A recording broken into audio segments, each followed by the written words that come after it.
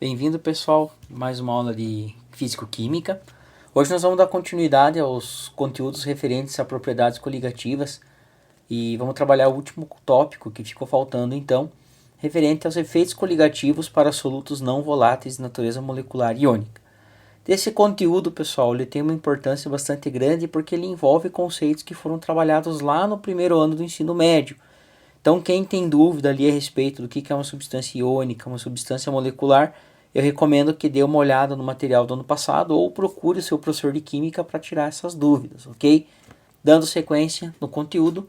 Então, os efeitos coligativos, na verdade, eles são o quê?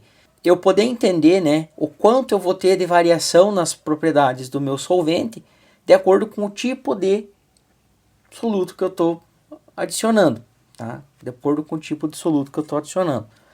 Então vejam bem, os efeitos coligativos nas mesmas condições de pressão e temperatura dependem apenas da quantidade de partículas do soluto presente. Então, eu tenho que considerar a quantidade de partículas dentro da minha solução. Se a minha solução for molecular, ela vai ter um comportamento. Se ela for uma solução iônica, ela vai ter outro comportamento. Muito bem. Primeiramente, vamos trabalhar o conceito do que seria um soluto molecular. Então, o soluto molecular, pessoal, ele é formado basicamente por substâncias moleculares e a principal característica dele é que elas não se ionizam. Então, vocês têm que lembrar, pessoal, que substância molecular ela não sofre processo de ionização e nem de dissociação iônica, tá? Então, eu tenho que ter isso muito bem, bem claro, tá?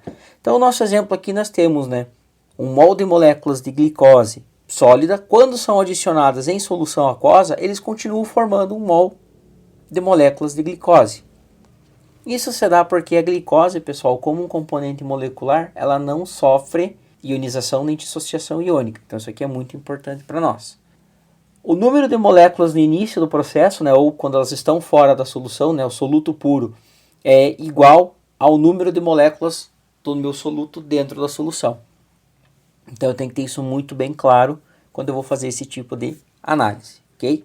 Os solutos iônicos, pessoal, já são um pouco diferentes. Eles são formados por substâncias iônicas. Então, os solutos iônicos, eles se ionizam ou sofrem dissociação iônica, tá? Quando ele se ioniza, por exemplo, quando eu tenho um ácido, como é o exemplo que eu estou trabalhando com vocês, então, o ácido, quando em contato com H2O, ele vai se ionizar, formando íons H3O+, e íons SO4-2, ou ele vai formar o íon H+, e SO4-2. Então vejam que a quantidade de íons que eu tenho no final do meu processo é diferente da quantidade de composto que eu tenho no início do processo. Então, pessoal, a gente olhando aqui, eu vou ver, né, que eu tenho um número de moléculas no início, quando o meu soluto ele é puro, e ele é diferente do número de moléculas que eu tenho no final. Por quê? Porque como ele formou íons, a quantidade de partículas dispersas na solução, ela muda. Então, geralmente, um composto iônico, um soluto iônico, ele tem o efeito coligativo mais amplificado em relação a um soluto molecular, ok? Então, aqui só temos alguns exemplos, então, de solutos, né, iônicos para a gente poder ver. Então, vejam aqui, por exemplo, o NaCl na forma sólida, quando ele é adicionado a um solvente para formar uma solução, eu vou ter então a formação de íon Na+, e de íon Cl-. Então vejam que de 1 mol de substância que eu tenho no início do processo, eu passo a ter 2 mols de íons presentes na solução, ok? Então, destacando para vocês, né, 2 mols de íons em solução.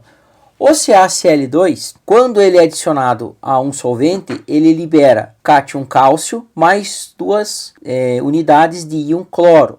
Então vejam que nesse caso eu tenho então 3 mols de íons. Eu tenho 1 mol no início de substância e ela forma 3 mols de íons em solução. E para o Al2SO4,3, sulfato de alumínio, eu tenho então a formação de 2 unidades, né, de Al+3 e tenho 3 unidades de SO4-2. Então, a quantidade de íons em solução é de 5 mols. Se eu for comparar essas três situações, situação do NaCl, do CaCl2 e do Al2SO4, O Al2SO4, como tem maior quantidade de íons em solução, ela oferece um efeito coligativo mais pronunciado.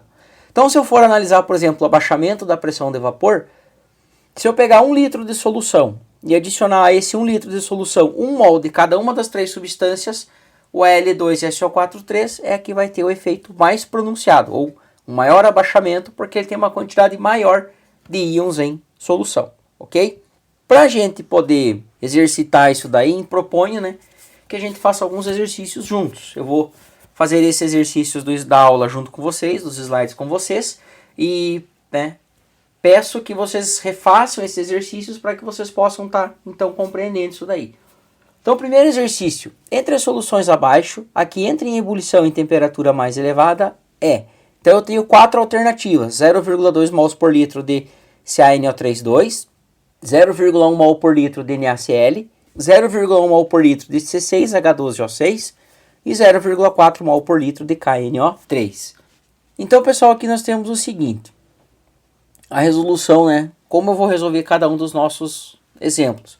Então, vejam que para 0,1 mol de CaNO3,2, quando o CaNO3,2 ele se dissocia, ele forma uma unidade de Ca mais 2 mais 2 unidades de NO3.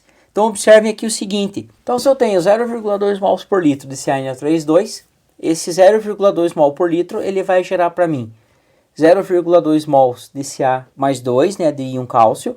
Porém, como eu tenho 2 unidades de íon NO3 menos, eu vou ter então que multiplicar cada uma dessas unidades por 0,2 mols.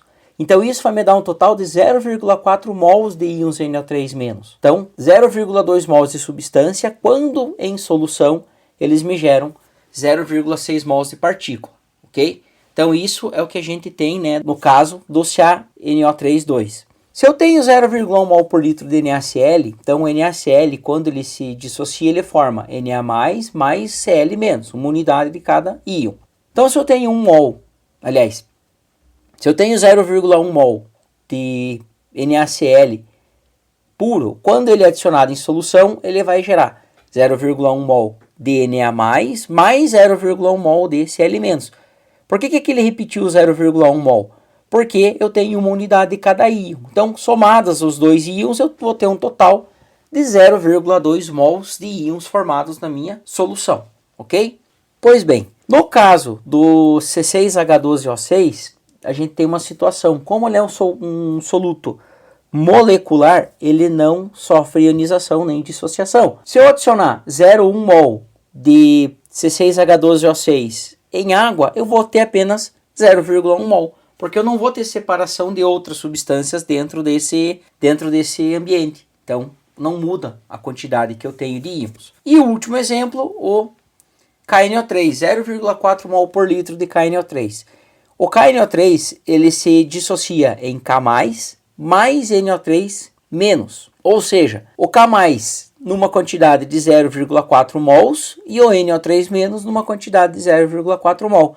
Então, se eu tenho 0,4 mol de K+, mais 0,4 mol de NO3-, eu vou ter, então, um total de 0,8 mols. Então, a substância que vai causar, né, um efeito coligativo mais intenso vai ser, então, o KNO3 na quantidade de 0,4 mol, porque ele produz 0,8 mols de íons em solução. Ok? Então, em caso de dúvida, pessoal, vocês podem estar, enviando comentários, vocês podem estar comentando com o professor de vocês, para estar, então, sanando essas dúvidas de vocês. Próximo exercício. O gráfico a seguir representa de forma esquemática curvas de pressão de vapor em função da temperatura de 3 líquidos puros: água, etanol, éter dietílico e de uma solução aquosa de ureia. Identifique as curvas 1, 2 e 3 representadas no gráfico e justifique sua resposta. Então aqui, pessoal, eu preciso analisar o seguinte: o que cada curva representa? Ali está me dizendo que a água tem uma curva característica. O etanol e o éter dietílico, se vocês forem observar nos livros e procurar informações sobre eles, vocês vão ver que a pressão de vapor deles é maior do que a pressão de vapor da água. Então, se vocês pegarem e traçarem aqui, por exemplo, no ponto 1, aquele tracejado, vocês vão ver que a curva 1 ela está mais alta que a curva 2 e que a curva da água. Então o éter dietílico ele tem o correspondente à curva 1. A curva 2 ela é correspondente ao etanol, porque tem pressão do vapor maior que a pressão do vapor da água pura. Então, ela está mais alta que a curva da água. E a curva 3, a gente observa que houve, em relação à água, ela tem pressão de vapor mais baixa. Então, se é uma solução aquosa, tem pressão de vapor mais baixa do que a água pura. Então, a solução aquosa de ureia é a curva número 3. Então, como a gente tem aqui, nessa nossa análise, ok? Próximo exercício. Admita que uma célula viva contenha uma solução de concentração 0,16 mol por litro. Se essa célula for mergulhada em uma solução aquosa 0,5 mol por litro, podemos prever que... Então, assim, pessoal, a concentração na célula é maior do que a concentração de solutos fora dela. Se a concentração dela é maior, significa que ela é o meio hipertônico e o ambiente externo, a solução aquosa, é o meio hipotônico. Então, o hipotônico manda solvente para o hipertônico de maneira a equilibrar as duas quantidades, as duas pressões de vapor. Então, se o meio hipertônico vai receber líquido do meio hipotônico, significa então que a nossa célula ela vai inchar.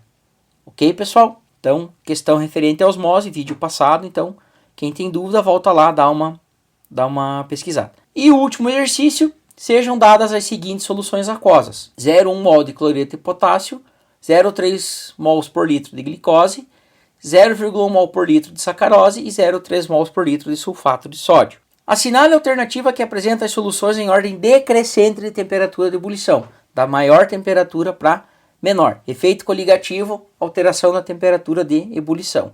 Então aqui nós teremos o seguinte, analisando como a gente analisou no exercício 1, 0,1 mol de KCl, então ele vai gerar 0,1 mol de íon potássio mais 0,1 mol de íon cloro.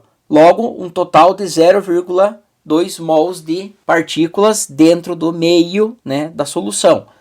0,3 mols de C6H12O6, vejam, C6H12O6 é a substância molecular. Então ela não sofre ionização nem dissociação. Então, os 0,3 mols inicial vão gerar 0,3 mols de partículas. Para o C12H22O11 vai acontecer a mesma coisa, porque também é uma substância molecular. Vejam, tenho apenas não metais na composição da minha estrutura, substância molecular. Ou seja, não sofre ionização nem dissociação. Então eu tenho 0,1 mol de substância pura, vai formar 0,1 mol de partículas em solução. Por último, nós temos 0,3 mols de Na2SO4. O Na2SO4, quando se dissocia, ele forma 2Na+, mais 1 SO4 menos 2. Se forma 2Na, então eu vou pegar aquele 0,3 mol de partícula e multiplicar por 2, porque o Na vai produzir mais partículas, no caso do que o SO4 menos 2. Então eu vou ter 0,6 mols de partículas de Na+, mais 0,3 mol de partícula de SO4 menos 2, totalizando 0,9 mol de partículas em solução. Então vejam, NaSO4 tem mais partículas, depois vem o C6H12O6, aí na sequência o KCl e por último o C12H22O11. Então a resposta correta para nós é a alternativa B. Ok, pessoal? Como eu sempre digo, pratiquem, refaçam esses exercícios e em caso de dúvidas, consultem os professores que vocês têm para tentar entender melhor esses conceitos. Eu agradeço a atenção de vocês. Não se esqueçam de curtir, compartilhar o vídeo, se inscrever no canal para ajudar a gente a produzir mais conteúdo de química, ok? Pessoal, muito obrigado e até a nossa próxima aula, então.